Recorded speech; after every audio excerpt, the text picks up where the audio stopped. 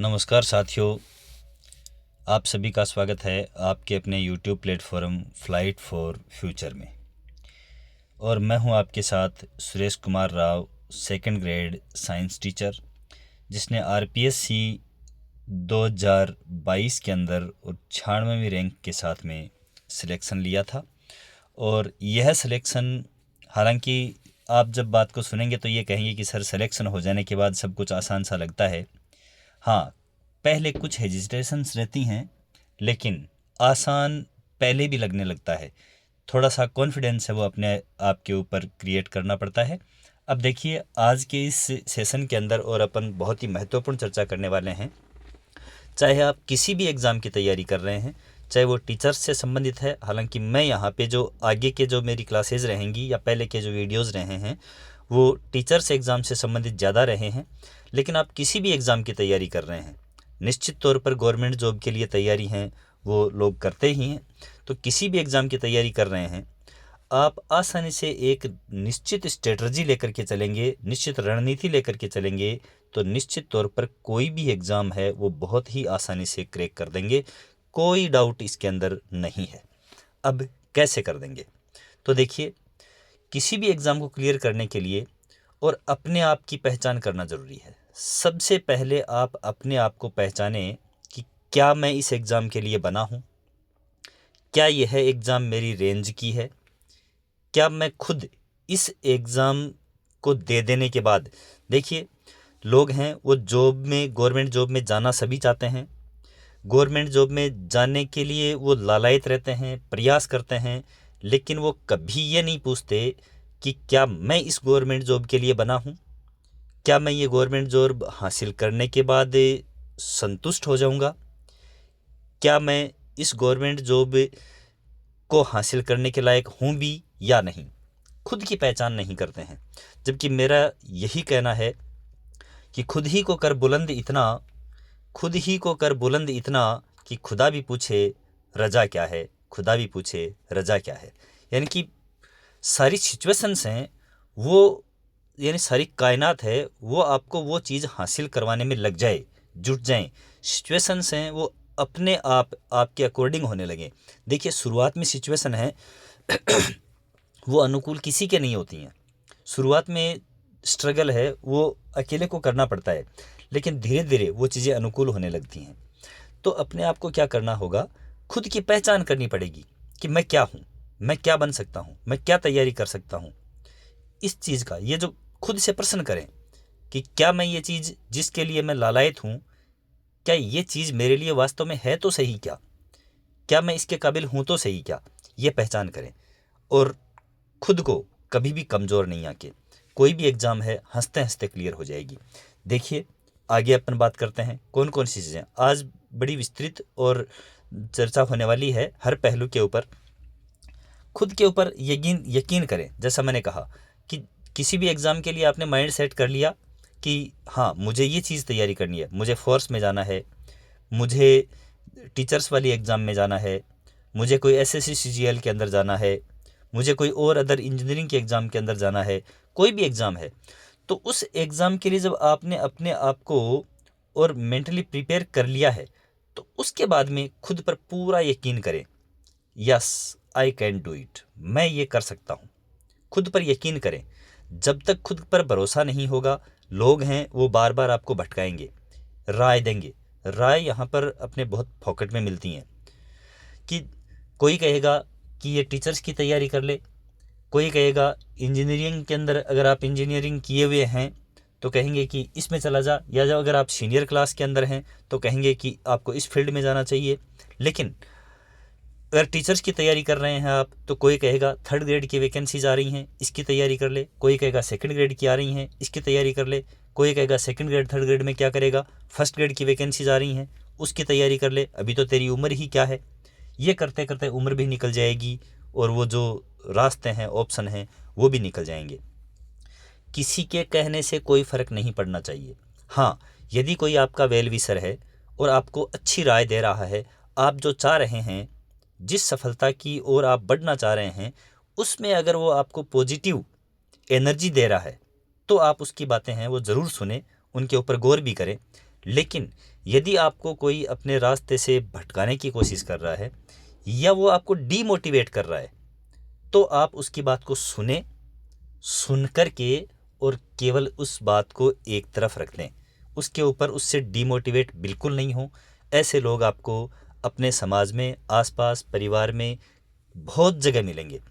अब देखिए, खुद पर यकीन है, मुझे ये एग्ज़ाम है वो क्रैक करनी है, अब क्या करना है। अब वो एग्ज़ाम पहली बार तो हुई नहीं है, वो एग्ज़ाम है वो पहले भी हुई है बहुत बार।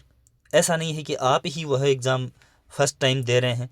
तो एग्ज़ाम जब पहले हो चुकी है, आप अपने आप को तैयार कर चुके हैं उस एग्ज़ाम के लिए, तो फिर उस एग्ज़ाम का जो पहले पेपर हुआ है उसके अनुरूप सिलेबस निश्चित तौर पर उस एग्ज़ाम की एजेंसी जो है उसकी साइट के ऊपर आपको सिलेबस निश्चित तौर पर मिल जाएगा।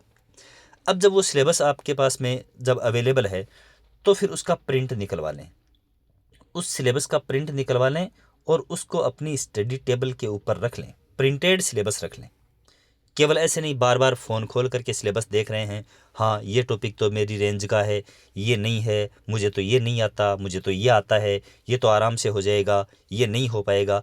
ये जो कयास हैं वो आप यूँ हवा में नहीं लगाएं। आप उसका सिलेबस है वो प्रिंट करवाएं और प्रिंट करवा करके अपनी स्टडी टेबल के ऊपर रख लें। अब उस सिलेबस को इत्मीनान से देखें। देखो, तैयारी स्टार्ट करने के बाद में आपको पीछे मुड़कर नहीं देखना है, लेकिन तैयारी जब आप स्टार्ट कर रहे हैं उससे पहले आपको बहुत मंथन करना है, और वो एकदम कूल माइंड से मंथन करना है कि मैं क्या कर सकता हूँ, मुझे ये किस तरह से करना है। ये चीज़ आप खुद सोचें। आप जब किसी भी कॉम्पिटिटिव एग्ज़ाम की तैयारी कर रहे हैं, इसका मतलब आप मैच्योर हैं, आप कोई दूध पीते बच्चे नहीं हैं। आपको कोई बार बार समझाए, आपको कोई बार बार मोटिवेट करे, इसकी ज़रूरत आपको अब नहीं है। आप सेल्फ मोटिवेट हो सकते हो। और जब तक किसी भी कंपटीटर के अंदर और जब सेल्फ मोटिवेशन नहीं आएगा, तब तक वो किसी भी कार्य को पूरा नहीं कर पाएगा। तो देखिए, अब सिलेबस है, प्रिंट करवा लिया आपने, आपकी टेबल के ऊपर है। अब उस सिलेबस को आप क्या कर लें, टुकड़ों में विभाजित कर लें। टुकड़ों में विभाजित करने का मतलब, हर किसी एग्ज़ाम के अंदर कहीं पर जीके आ रहा है, कहीं पर आप राजस्थान की एग्ज़ाम से बिलोंग कर रहे हैं तो राजस्थान जीके आ रहा है, कहीं पर ज्योग्राफी है, कहीं पर हिस्ट्री है, कहीं पर पॉलिटिकल है, कहीं पर करंट जीके है, कहीं पर जनरल साइंस है, कहीं पर जनरल मैथमेटिक्स है, रीजनिंग है, ये सब चीज़ें आ रही हैं। कहीं पर आप साइंस के स्ट्रीम से हैं तो साइंस आ रही है, मैथ्स आ रही है, या फिर आप आर्ट्स के हैं तो फिर आपके सब्जेक्ट का पेपर अलग है, आपके जीके का पेपर अलग है। इस तरह से सिलेबस टुकड़ों में बंटा हुआ है। तो आप उस सिलेबस को क्या कर लें, टुकड़ों में डिवाइड करें, रफ वर्क करें, पेपर वर्क करें कि हाँ ये इतना सिलेबस है, इसमें से जीके इतने नंबर का आता है, इसमें से मैथ्स है वो इतने नंबर की आती है, इसमें से साइंस है वो इतने नंबर की आती है, इसके अंदर जो अपना जीके वाला पेपर है वो इतने नंबर का है, इसके अंदर अपने सब्जेक्ट वाला पेपर है वो इतने नंबर का है। ठीक है, इस तरह से सब्जेक्ट कितने नंबर का है, ये सब चीज़ें हैं वो आप डिवाइड करें। सब्जेक्ट जो है उसका ऑपरेशन करें आप लोग कि सब्जेक्ट है वो कितने नंबर का आ रहा है, जीके कितने नंबर का आ रहा है। ऐसे सिलेबस का पूरा एनालिसिस करें। उस एनालिसिस करने के बाद में आप इस एनालिसिस में ये भी चीज़ शामिल करें कि इस सिलेबस में से कौन कौन से टॉपिक हैं जो मेरी रेंज में हैं, जो मैंने मेरी ग्रेजुएशन के तहत या मेरे स्टडी पीरियड के अंदर मैंने इनको ठीक ठाक पढ़ा था। अभी चाहे आपको वो नहीं आते हैं, लेकिन आपकी समझ में है, वो आपकी समझ के क्षेत्र में है, दायरे में है। उन टॉपिक्स को आप अलग से यूँ नोटिस में रखें, और जो टॉपिक आपने कभी नहीं देखे उनको अलग से नोटिस में देखें या रखें कि कितना सिलेबस मेरी रेंज का है, कितना मेरी रेंज से बाहर का है। ऐसा एनालिसिस कर लें आप। ठीक है, एनालिसिस करेंगे तो आपको यूँ लगेगा, बहुत सी चीज़ें जब आपने खुद को किसी एग्ज़ाम के लिए तैयार किया है तो निश्चित तौर पर आप उस एग्ज़ाम के काबिल हैं, तभी आपने तैयार किया है। और जब आप उस एग्ज़ाम के काबिल ही हैं तो सिलेबस का बहुत बड़ा हिस्सा है वो आपने पहले कभी ना कभी पढ़ा है। मैं ये नहीं कह रहा कि वो अभी आपको याद है, लेकिन वो कभी ना कभी आपने पढ़ा है, ये श्योर है। तो उससे आप में एक अलग ही कॉन्फिडेंस क्रिएट होगा कि ये चीज़ें मैंने देखी हैं कहीं कभी। अब देखिए, अब क्या करें। सिलेबस आपकी टेबल पर है। अब आप एग्ज़ाम के बारे में सोच चुके हैं कि मुझे इस एग्ज़ाम की तैयारी करनी है, इस एग्ज़ाम की तैयारी करनी है। ये विचार दिमाग में आते ही सबसे पहले अभ्यर्थी है वो विज्ञापन का इंतज़ार करने लगता है कि मुझे थर्ड ग्रेड टीचर बनना है तो थर्ड ग्रेड की रीट का विज्ञापन कब आएगा, जैसा अभी माहौल चल रहा है ना। कभी कोई कह रहा है कि फरवरी के अंदर रीट एग्ज़ाम हो जाएगी, कोई कह रहा है कि फरवरी में तो हो नहीं पाएगी, अभी विज्ञापन ही नहीं आ रहा है, मार्च में बोर्ड एग्ज़ाम्स हैं तो वैसे नहीं होगी, कोई कह रहा है कि फिर अप्रैल में ही होगी, फिर कह रहा है कि थर्ड ग्रेड का नोटिफिकेशन कब आएगा, वो कब हो पाएगी, फर्स्ट ग्रेड का नोटिफिकेशन आ चुका है, फॉर्म भरे जा रहे हैं, ये एग्ज़ाम कब तक हो जाएगी, ये तो बहुत जल्दी हो जाएगी, मैं तो ये कर नहीं पाऊँगा, सेकंड ग्रेड का विज्ञापन कब आ जाएगा, मैं तो वो कर पाऊँगा। इस तरह के ऊल जुलूल जो दिमाग के अंदर बातें हैं वो आती ही रहती हैं। लेकिन आप अपने आप को एक एग्ज़ाम के लिए तैयार कर लें। अब आपको उसके विज्ञापन का इंतज़ार नहीं करना है, भूल करके भी नहीं करना है, और उस एग्ज़ाम की डेट क्या है इसका भी आपको इंतज़ार नहीं करना है। आपको केवल ये तय करना है कि मुझे इस एग्ज़ाम की तैयारी करने के अंदर 6 महीने लगेंगे, या मुझे इस एग्ज़ाम की तैयारी करने के अंदर 8 महीने लगेंगे, या मुझे इस एग्ज़ाम की तैयारी करने के अंदर 10 महीने लगेंगे। इस बात पर फोकस करें। विज्ञापन का इंतज़ार बिल्कुल नहीं करना है। विज्ञापन आज नहीं तो कल, कल नहीं तो परसों, 2 महीने बाद आएगा ही आएगा, ठीक है। और विज्ञापन आएगा तब ही, विज्ञापन आप खुद निकलवा भी नहीं सकते, तो यदि आप इसके बारे में सोचते ही रह जाओगे तो भी क्या कर लोगे, क्या उखाड़ लेंगे अपन, कुछ भी नहीं। तो विज्ञापन और एग्ज़ाम डेट के बारे में अपने को चिंतित होने की आवश्यकता नहीं है। इन चीज़ों की जो चिंता है वो अपने जो दबाव समूह हैं वो करते रहेंगे। जब एग्ज़ाम आएगी तब अपन एग्ज़ाम देंगे, जब विज्ञापन आएगा तब अपन फॉर्म भरेंगे, ये काम होता रहेगा। अब देखो, चलो ठीक है, अपन ने अपने आप को एक एग्ज़ाम के लिए तैयार किया, लेकिन हुआ ये कि जब अब विज्ञापन आए तब 2-3 एग्ज़ाम हैं वो एक साथ आ गई। ये समस्या रहती है बहुत सारों के साथ। अब ये 2-3 एग्ज़ाम साथ में आ गई, अब मैं किस एग्ज़ाम को चुनूँ। सपोज़ आपने सोच लिया था कि मुझे थर्ड ग्रेड एग्ज़ाम की तैयारी करनी है। अब उस थर्ड ग्रेड एग्ज़ाम के साथ ही, उसके विज्ञापन के साथ ही, और सेकंड ग्रेड का विज्ञापन और आ गया। थर्ड ग्रेड के लिए जो एलिजिबल हैं, जिन्होंने बीएड कर रखी है, वो सेकंड ग्रेड के लिए भी एलिजिबल हैं। अब वो सोचेंगे कि अब मैं सेकंड ग्रेड की तैयारी करूं या फिर मैं थर्ड ग्रेड की तैयारी करूं। तो फिर से मैं यही बात कहूँगा कि अपने आप को जज करें, अपनी कैपेसिटी को आंकें कि क्या मैं ये कर सकता हूँ। उसके बाद आपको दो नावों पर सवार नहीं होना है, कभी भी नहीं होना है। आपको किसी एक एग्ज़ाम को चूज़ करना है, उस एक ही एग्ज़ाम के लिए आपको डेडिकेटेड कर देना है, समर्पित कर देना है। ये कभी नहीं देखें कि किस एग्ज़ाम में पद ज़्यादा हैं, किस एग्ज़ाम में पद कम हैं। हाँ, अगर बहुत ज़्यादा डिफरेंस है वैकेंसीज़ में तो आप ज़रूर रिस्क नहीं उठाएं, और जिसमें ज़्यादा अपॉर्चुनिटी है उसको चूज़ करें। और एग्ज़ाम को चूज़ करने के अंदर आपसे बेहतर कोई नहीं जानता। मैं कह दूं कि नहीं थर्ड ग्रेड में जाओ, मैं कह दूं नहीं सेकंड ग्रेड में जाओ, ऐसा नहीं है। आप खुद को आंकें और उसके हिसाब से, और आप किसी एक एग्ज़ाम को चूज़ करें। एग्ज़ाम है वो थर्ड ग्रेड है, उसका सिलेबस भी कोई कम नहीं है, सेकंड ग्रेड का भी कम नहीं है, फर्स्ट ग्रेड का भी कम नहीं है। आप ये सोचोगे इसका सिलेबस छोटा है, इसमें पद ज़्यादा हैं, ऐसा करके कुछ नहीं होने वाला है। सिलेबस में जब अपन लग जाएंगे, जब तक सिलेबस देखेंगे तब तक ज़्यादा लगेगा, और जब शुरू कर देंगे तो एक टॉपिक पढ़ते ही सिलेबस में से एक टॉपिक क्या हो गया, कम हो गया। और मैं दावे के साथ कह सकता हूँ कि किसी भी सिलेबस को आप अगर 4 महीने पढ़ोगे तो 4 महीने में आपको लगने लगेगा कि मैंने 80% सिलेबस है वो पढ़ दिया है, कवर कर दिया है, ऐसा लगेगा। और उसके बाद आप में ऑटोमेटिक कॉन्फिडेंस आएगा और आप कुछ भी कर जाओगे। मैं कह रहा हूँ कुछ भी कर जाओगे, निश्चित तौर पर कर जाओगे। अब उसके बाद क्या सोचते हैं, तैयारी कब शुरू करें। मानस बना लिया सेकंड ग्रेड टीचर बनना है, मानस बना लिया फर्स्ट ग्रेड की वैकेंसी आ रही हैं, स्कूल लेक्चरर बनना है। अब तैयारी कब शुरू करें, सोचे जा रहे हैं, सोचे जा रहे हैं। तो देखिए, तैयारी शुरू करने के लिए अपने आप को मेंटली प्रिपेयर करना ज़रूरी है, मानसिक रूप से तैयार करना ज़रूरी है। लेकिन इसमें बहुत ज़्यादा वक्त नहीं लगाएं।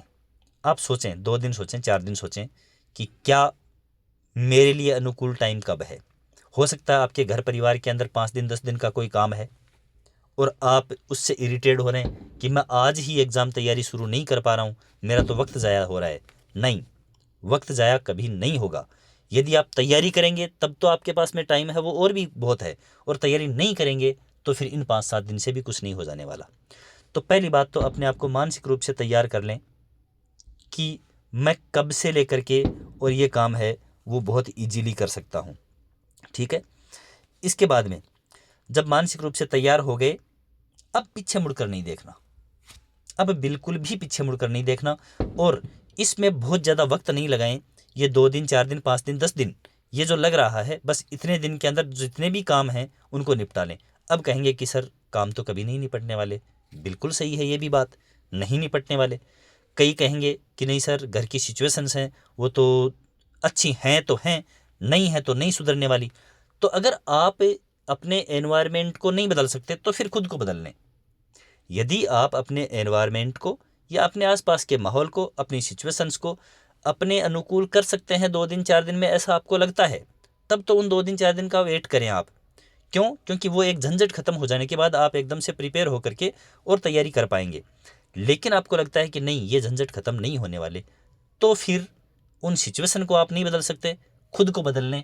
अब खुद को जब बदल लेंगे, सिचुएशंस अपने आप बदलने लग जाएंगी। अब खुद को कैसे बदल लें? तो भाई देखो, उन सिचुएशंस को बदलने के लिए आपको वहाँ से क्या करना पड़ेगा? बाहर निकलना पड़ेगा। आपको उन सिचुएशंस से खुद को दूर करना पड़ेगा। घर की प्रॉब्लम्स हैं, एक बार सब कुछ छोड़ना पड़ेगा, त्यागना पड़ेगा। उसके बाद लोग एक बार बातें भी करेंगे कि ये ऐसी ऐसी सिचुएशंस थी और इसने इन जिम्मेदारियों को नहीं समझा, लेकिन वो कुछ समय के लिए करेंगे। कब तक करेंगे? जब तक आप सफल नहीं हो जाओगे तब तक करेंगे। जिस दिन आप सक्सेस हो जाओगे उस दिन वही लोग ये कहेंगे कि हाँ, उस दिन ये छोड़ के निकल गया, उस दिन ये इसने इस झंझट से अपने आप को दूर कर लिया, तब जा कर के और ये आज सक्सेस हो गया। तो बातें हैं वो तो जब आपकी सफलता, आपके मुकाम बदलते हैं तो लोगों की ज़ुबान बदल जाती है, अपने आप बदल जाती है। तो तैयारी कब शुरू करें? तो जितना जल्दी हो सकता है, उतना अनुकूल टाइम दिखता है तब तो उसका वेट करें। और अगर अनुकूल टाइम नहीं दिखता तो जो है उसी को अनुकूल बना लें और फिर बस लग जाएं। अब तैयारी कैसे करें? बड़ा प्रश्न है, मोटा प्रश्न है। तैयारी कैसे करें? तो भाई ये तो आपसे बेहतर कोई नहीं जानता। आपसे बेहतर ये बात कोई नहीं जानता कि तैयारी कैसे करें। हाँ, बुक्स कैसी पढ़ी जाएं, नोट्स में से पढ़ें कि नहीं पढ़ें, ठीक है, कौन सी बुक है वो अच्छी है, ये आप अपने सीनियर्स जो पहले उस एग्ज़ाम को क्रैक कर चुके हैं उनसे ये आप गाइड ले कर सकते हैं, उनसे ये आप कंसल्ट कर सकते हैं कि कैसे कैसे किया जा सकता है। लेकिन उसके बाद जो मैटर आपने चूज़ कर लिया, उस मैटर को किस तरह से पढ़ना है ये आपसे बेहतर कोई नहीं जानता। और इसके लिए आपको किसी से राय लेने की ज़रूरत है भी नहीं। क्यों? क्योंकि मैं आपको अगर राय दूंगा कि ऐसे ऐसे पढ़िए, तो भाई मेरा पढ़ने का तरीका अलग था, आपका हो सकता है अलग हो। मेरे वाला जो सांचा है वो आपके काम कैसे आ सकता है? और अगर आता है तो बिल्कुल आप शेयर करें, किसी से पूछें। और अगर उसका मामला आपके एकदम से एडजस्ट बैठता है तो बिल्कुल उसके अनुरूप तैयारी करें। लेकिन मैं यही कहूँगा कि तैयारी कैसे करनी है तो ये आपसे बेहतर कोई नहीं जानता। अब देखिए, अब बात आती है कितना पढ़ें, कितना पढ़ें। एग्ज़ाम का सिलेबस है वो तो बहुत लंबा है, कितना पढ़ें? तो सिलेबस का हर टॉपिक, सिलेबस का मैंने कहा पहले एनालिसिस करें, उसका हर टॉपिक जो आपकी रेंज में है, जिसको आप तैयार कर सकते हो, उसको बिल्कुल भी नहीं छोड़ें, क्योंकि उसमें से क्वेश्चन तो आना है। उस टॉपिक को बिल्कुल भी नहीं छोड़ें, उसको कवर करें। लेकिन मान लीजिए कि 20 टॉपिक थे, अब उन 20 टॉपिक में से कोई एक टॉपिक जिसमें से एक या दो क्वेश्चन आने थे और वो आपके पल्ले नहीं पड़ रहा, उसमें आपका इंटरेस्ट क्रिएट नहीं हो रहा और आप उसको लेकर के बिल्कुल बहुत बड़े परेशान हैं, पजल्ड हो गए हैं कि इतना कुछ तो तैयार कर लिया लेकिन ये एक टॉपिक मुझसे तैयार नहीं हो रहा। अरे तो भाई, क्या आपको 100% लाने हैं किसी भी एग्ज़ाम को क्रैक करने के लिए? नहीं ना। तो फिर 100% टॉपिक के पीछे पढ़ने की नीड ही नहीं है। आप उसके लिए परेशान क्यों हो रहे हो? उसकी आवश्यकता नहीं है आपको। आपको क्या पढ़ें, कितना पढ़ें, इससे ज़्यादा ये भी चूज करना आना चाहिए कि क्या नहीं पढ़ें, क्या नहीं पढ़ने की ज़रूरत है, या मैं इस चीज़ को छोड़ दूं। मान लीजिए आपने 95% सिलेबस है उसको कवर कर लिया, 5% सिलेबस रह गया। अब उस 5% सिलेबस को कवर करना आपके लिए यूँ थोड़ा सा कि दुविधा भरा हो रहा है। उस 5% सिलेबस को आप कवर करने के अंदर उस 95% का रिवीजन नहीं कर पा रहे हैं। मैं ये कहूँगा इस 5% को छोड़ दीजिए, इस 5% सिलेबस को छोड़ दीजिए और इतना टाइम इस 95% सिलेबस के ऊपर लगाइए।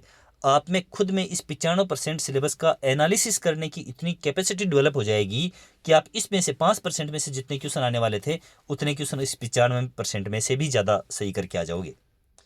इसमें से ही उतने क्वेश्चन हैं वो आपके इंक्रीज हो जाएंगे, बढ़ जाएंगे, एक्यूरेसी है वो बढ़ जाएगी आपकी। तो 100% टॉपिक के पीछे पढ़ने की और उससे परेशान होने की कहीं कोई आवश्यकता नहीं है। अगर आपके एक दो टॉपिक कोई जो आपकी समझ से बाहर हैं या कभी आपने पहले पढ़े ही नहीं, जो अब आपके पल्ले नहीं पढ़ रहे, तो आप उनको बेशक छोड़ दें, कहीं कोई ज़रूरत नहीं है उसको पढ़ने की। क्यों? क्योंकि किसी भी एग्ज़ाम की मेरिट है वो 95% तो नहीं रहती। जो टीचर्स वाली एग्ज़ाम्स आती हैं मुख्य रूप से इनकी चर्चा करें तब तो बिल्कुल भी नहीं रहती है। अब बात करें कि कितना टाइम पढ़ें, तो ये तो आपकी कैपेसिटी पर डिपेंड करता है कि आप कितने टाइम पढ़ें। लेकिन आप लोगों से पूछेंगे तू कितना टाइम पढ़ता है, पहली बात तो ये कि वो आपको बताएगा ही नहीं कि वो कितने टाइम पढ़ता है, सही बताएगा ही नहीं। या तो वो कहेगा कि मैं तो 2-4 घंटे ही पढ़ता हूँ। अब हो सकता है आप 7-8 घंटे पढ़ रहे हैं, फिर भी आपके टॉपिक तैयार नहीं हो रहे हैं, आपको लगता है कि मैं तो कमज़ोर हूँ। ये 2-4 घंटे के अंदर भी अच्छा कर रहा है स्कोर, और मैं 8-8 घंटे पढ़ करके भी अच्छा स्कोर नहीं कर रहा हूँ। अब उसके केवल एक सेंटेंस बोल देने से कि मैं तो 4 घंटे ही पढ़ता हूँ, आप परेशान होने लग गए। इस पे ध्यान देने की कोई आवश्यकता नहीं है।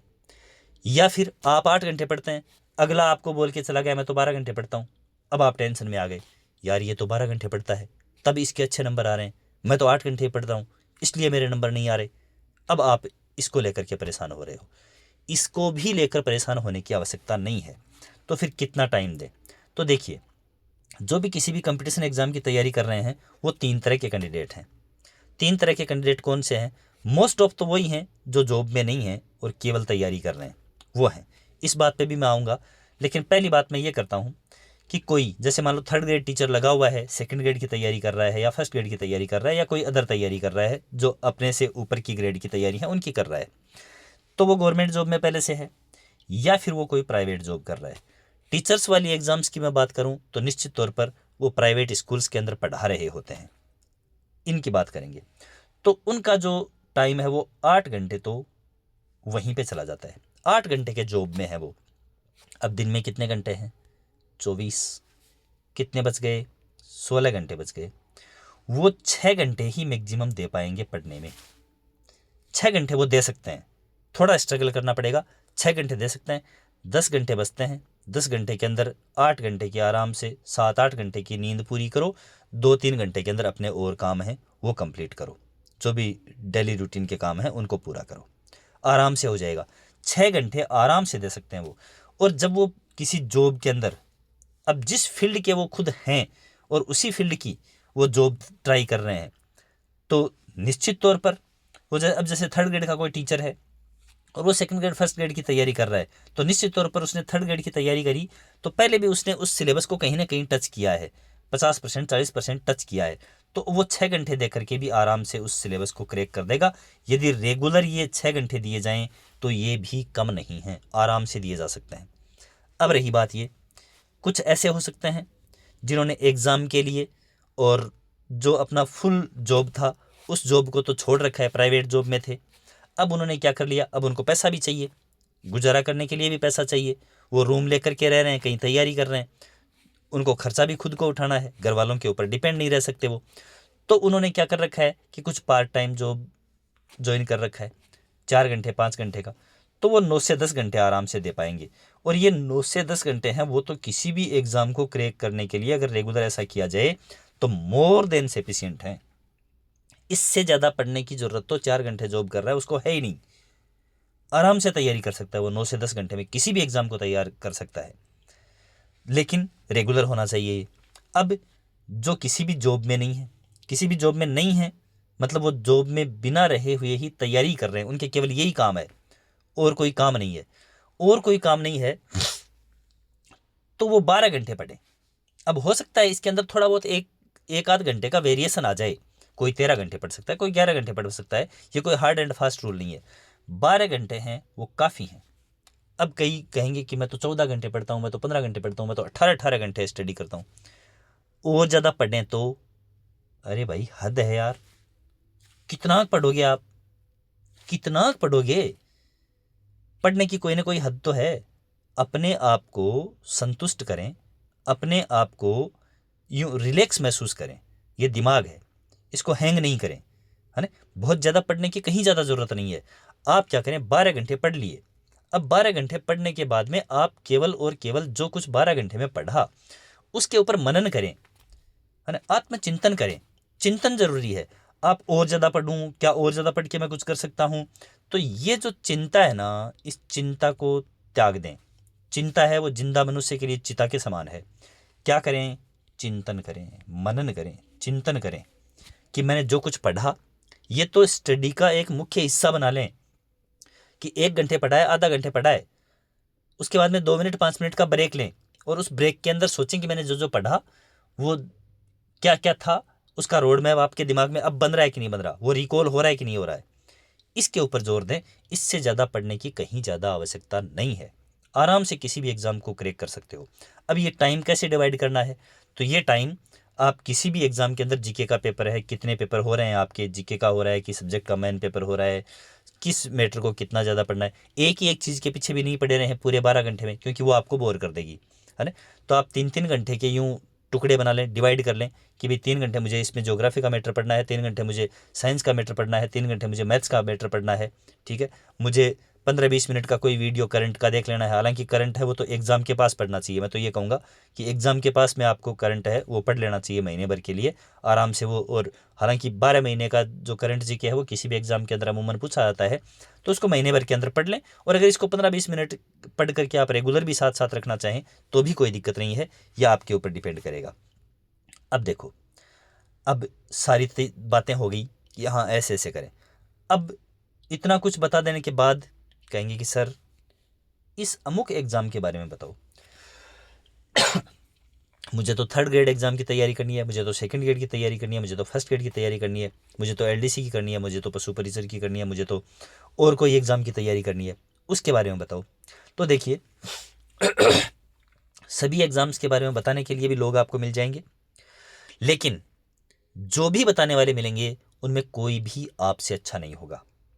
उस एग्ज़ाम के बारे में आप बहुत ज़्यादा जानते हो, आप उस एग्ज़ाम के बारे में एनालिसिस है वो बहुत अच्छी तरह से कर सकते हो।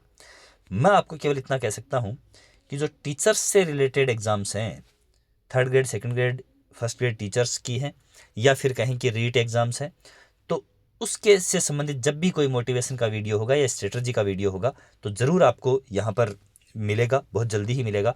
और उस एग्ज़ाम के बारे में कौन सी बुक्स पढ़नी चाहिए, बुक पढ़नी चाहिए कि नहीं पढ़नी चाहिए, किस राइटर की बुक पढ़नी चाहिए, है ना, किस पब्लिशर की बुक पढ़नी चाहिए, नोट्स पढ़ने चाहिए कि नहीं पढ़ने चाहिए, किसके नोट्स पढ़ने चाहिए। तो इन सब बातों के अंदर एक बात तो मैं आपको यही बता दूं कि मैटर जो है वो फिक्स होना चाहिए। आपके पास में मैटर है वो बहुत ज़्यादा होना ज़रूरी नहीं है। आपका मैटर ऐसा होना चाहिए जो आपके सिलेबस के हर टॉपिक को टच कर रहा है। अब अगर हर टॉपिक को टच कर रहा है तो हर एक राइटर, हर एक बुक उसके बारे में सफिशिएंट चीज़ है वो लिखती है, ठीक है। और एग्ज़ाम के अंदर आप अगर उसमें बहुत ज़्यादा कुछ मैटर भरा हुआ पढ़ रहे हो तो भी आप उतना ज़्यादा कर नहीं पाओगे, एग्ज़ाम में वो याद ही नहीं रख पाओगे। तो मैटर है वो आपका क्या हो, सफिशिएंट हो। अपन ये नहीं कह सकते कि मैटर है वो कंप्लीट कभी होता है क्या, तो किसी भी एग्ज़ाम का कोई भी मैटर कंप्लीट तो होता ही नहीं है। क्या कोई ऐसी बुक है जिसमें से 100% क्वेश्चन उस एग्ज़ाम के अंदर आ गए हों? नहीं, ऐसा नहीं होता। आपको क्या चाहिए, आपको 100% नहीं चाहिए, आपको 100% सिलेक्शन चाहिए। 100% मैटर नहीं चाहिए, आपको 100% सिलेक्शन चाहिए। और वो सिलेक्शन अगर 90% मैटर भी कवर हो रहा है तो वो आपको दिलवा देगा, निश्चित तौर पर दिलवा देगा। तो आप क्या करें, मैटर को फिक्स करें। और जिस मैटर के अंदर, हाँ, उस मैटर में अगर कोई टॉपिक कवर नहीं हो रहा, कोई टॉपिक टच ही नहीं हो रहा, तो उस टॉपिक को आप कहीं दूसरी जगह से पढ़ें। लेकिन ऐसा नहीं कि आप मैटर ही बदल दें, उस 1-2 टॉपिक के लिए मैटर बदल दें। आपने 2 महीने तैयारी करी, उसके बाद आपने गाइड चेंज कर दी, किसी ने कह दिया कि नहीं ये गाइड अच्छी आ रही है, नहीं उसके नोट्स अच्छे आ रहे हैं, और उससे आपने चेंज कर दिया। ऐसा आप बिल्कुल भी भूल कर भी नहीं करें। उम्मीद करता हूँ ये वीडियो आपको अपनी जो राह है वो चूज़ करने के अंदर बहुत हेल्पफुल साबित होगा।